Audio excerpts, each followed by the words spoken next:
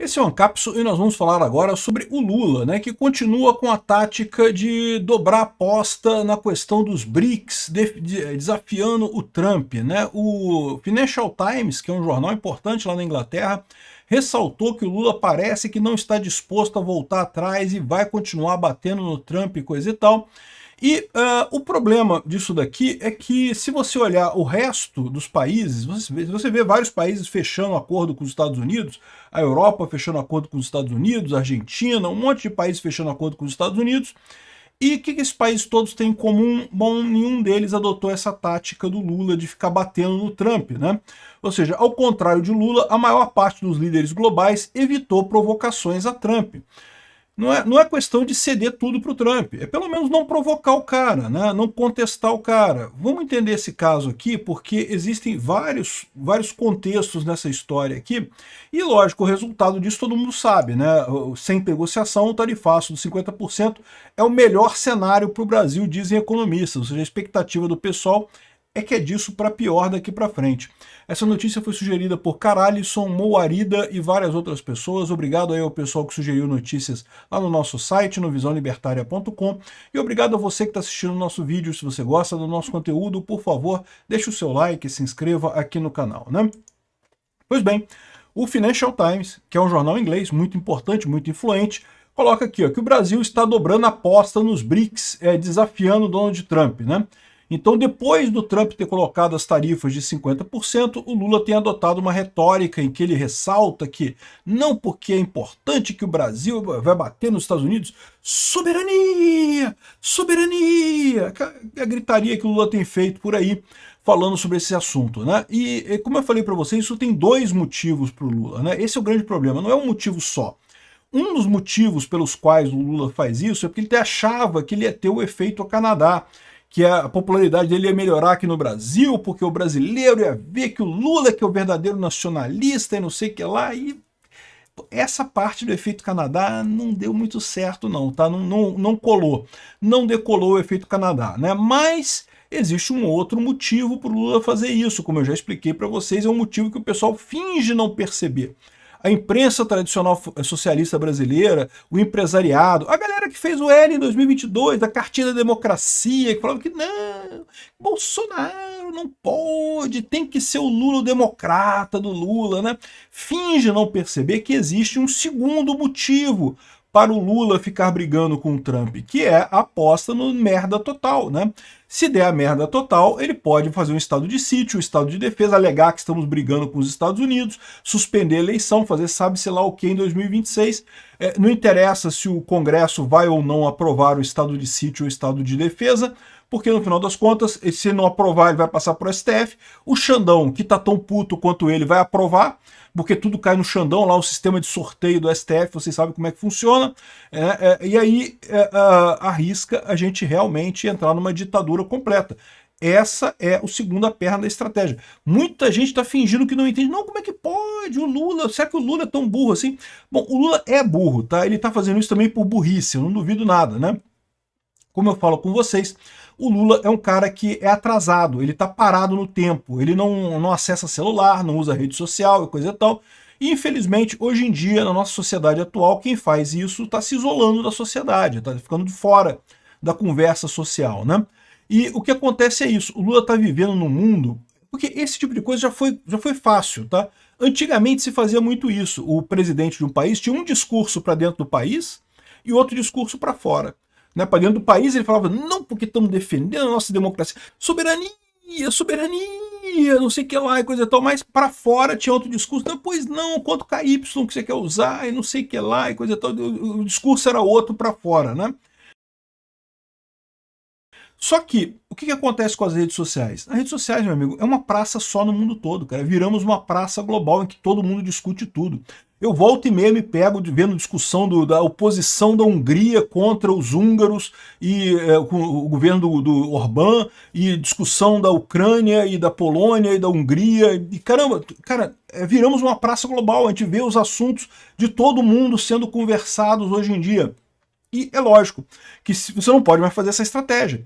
Antigamente você podia fazer, por quê? Porque os jornais que vinham aqui para o interior, para dentro do seu país, eram diferentes dos jornais dos correspondentes internacionais. Então você botava uma história para os jornais que vinham para o seu país, então para o seu país você falava, não, que soberania, soberania, e coisa e tal, esse discurso do Lula, e para fora você botava uma outra discurso, não, por favor, tenha piedade de nós, não sei o que lá, come pouco, né? Enfim, falava outro discurso para fora.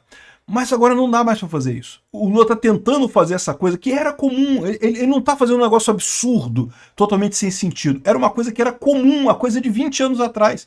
É que agora não faz mais sentido, não dá mais para fazer isso. Estamos numa praça única. Todo mundo conversa com todo mundo. Mesmo quem não sabe inglês, quem não entende outra língua, você pega a coisa, bota no tradutor do Google e você vai ler o que o cara está falando e vai entender o que o cara está falando e vai saber o que está... Então acabou, não tem mais esse negócio. E da mesma forma, um americano que queira saber o que o Lula está falando, é só botar no tradutor e vai saber o que o Lula está falando. Então, assim, acabou, né? É um novo mundo que, infelizmente, o Lula, ou felizmente, o Lula, felizmente no sentido de que, né, para a direita, né, tá ficando fácil ganhar desse pessoal, né? Porque, enfim, o Lula não está preparado para esse novo mundo, né? E aí, é o que fala o Financial Times aqui. E ele está falando que não, que o Brasil vai fazer pela segunda vez esse mês, depois de ter o evento do BRICS, ele voltou atrás, eu não sei o que lá, e o Celso Amorim continua falando que é para brigar, estamos reforçando as relações com os BRICS, porque temos que ter operações diversificadas e coisa e tal, não depender só em um país. Mas, olha que coisa curiosa, porque ele está reforçando as relações com os BRICS para não ter relações diversificadas. Mas hoje o Brasil tem relações diversificadas. O Brasil tem relações com os Estados Unidos, com a China, com um monte de países no mundo, né? Aliás, a China é o maior comprador do Brasil, então temos relações diversificadas.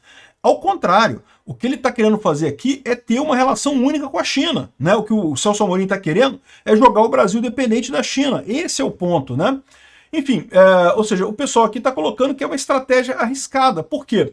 Como diz a análise aqui do Valor, ao contrário de todos os outros países, outros líderes globais, né, a maior parte dos líderes tem evitado provocar o Trump, né? Assim, meio que, olha só, não vou nem dizer que o Trump está 100%... Eu mesmo critico muito o Trump, tá? Eu critico esse negócio de tarifa, vocês que assistem o meu canal sabem disso, eu critico essas tarifas. Acho errado essas tarifas, sim. Mas a verdade é a seguinte, não adianta brigar com o Trump. Olha o exemplo do Zelensky. O Zelensky começou sendo achincalhado na Casa Branca pelo Trump e pelo Vance, né? Um absurdo completo aquele tipo de coisa, não sei o que lá. No entanto, o que o Zelensky fez? Ele medrou? Ele ficou chateado? Não. Ele continuou negociando com o Trump, conversou com o Trump várias vezes, explicou a situação e coisa e tal, e conseguiu mudar a cabeça do Trump. É isso que tem que fazer. O Zelensky peitou o Trump, não que a gente não precisa dos Estados Unidos, que qualquer coisa a gente pede coisa na China, não sei o que lá e coisa e tal. Não, o Zelensky em momento nenhum falou isso.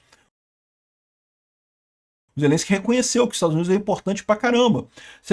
Você pode ter coisa na China? Pode ter coisa na China. A Ucrânia compra coisas da China também.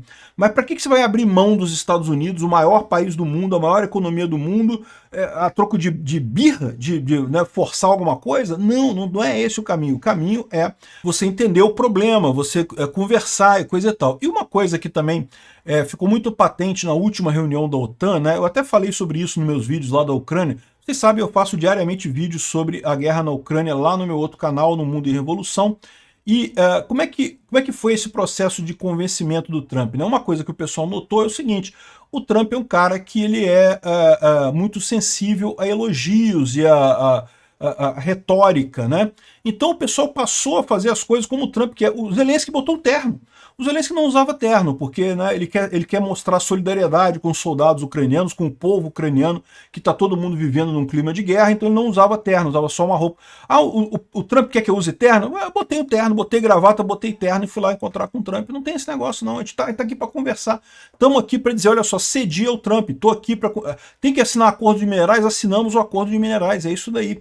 É importante assim os Estados Unidos, é isso que o Trump quer, em última análise, entender que a posição dos Estados Unidos é muito forte no mundo, e o pior é que ele não está querendo nada que não seja uma coisa razoável no final das contas, né? A estratégia errada é a do Lula de ficar negando isso, aí que tá. né, você pode entender de duas formas. Uma maneira de você entender essa coisa é que pô, o Lula realmente é um cara atrasado e coisa e tal, e tá fazendo isso por merda, porque não percebeu que ele não consegue fazer mais um discurso para dentro de casa e um discurso para fora de casa. Tem que ser o mesmo discurso para todo mundo. O problema todo é que talvez não seja só isso, né? Talvez tenha mais coisa nessa história. O Lula querer ganhar pontinhos com a audiência interna é compreensível, todo mundo faz isso, todo político faz isso, né?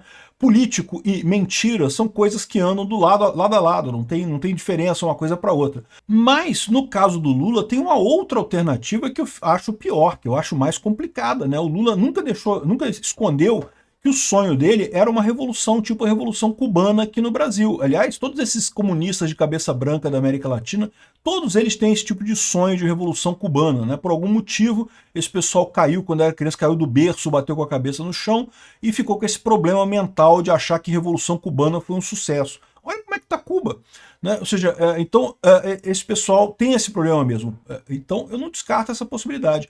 O Lula está querendo jogar o Brasil numa guerra aberta com o Trump, está torcendo para o Trump retaliar muito mais forte do que fez agora, para ele poder decretar um estado de sítio, um estado de defesa, e aí mesmo que o Congresso não aprove, ele aprova no STF, porque o Xandão está no mesmo barco, o Xandão está vendo também, está se sentindo atingido pelos Estados Unidos e coisa e tal, e vamos brigar com os Estados Unidos e não sei o que lá e coisa e tal. Esse é o problema, né? Aí a gente vai entrar num caminho Venezuela da vida. Eu não descarto essa possibilidade. Eu acho que a gente não vai fazer isso, tá? Eu acho que o Lula não tem apoio suficiente para fazer isso. O pessoal que tirou o Lula da cadeia para botar ele na presidência é o pessoal que não queria o Lula. Mas eles não queriam o Bolsonaro também. Eles queriam o Alckmin, eles queriam alguém da centro-esquerda ali, um PSDB da vida e coisa e tal. É isso que eles queriam. Mas é aquele negócio, né? Esse pessoal, por mais que veja, por mais que não goste do Bolsonaro, né? E certamente não gosta do Bolsonaro, eles começam a ver que, poxa, o Lula também ia ser complicado, o caminho da Venezuela ia ser complicado essa história, né? Mas enfim, vamos ver o que vai acontecer. Já que o Lula não volta atrás, sem negociação, tarifaço de 50% é o melhor cenário para o Brasil, é o que dizem os economistas, o pessoal está vendo aqui que vai ser daqui para pior. É o que eu falo para vocês, o que eu acho que o pessoal devia estar discutindo lá em Brasília é como resolver o problema. E a forma é muito simples, né? É só aprovar anistia no Congresso. Não, eu entendo que o STF vai falar que vai reclamar. Não, que absurdo, a anistia não cabe, não sei o que lá, muito ruim.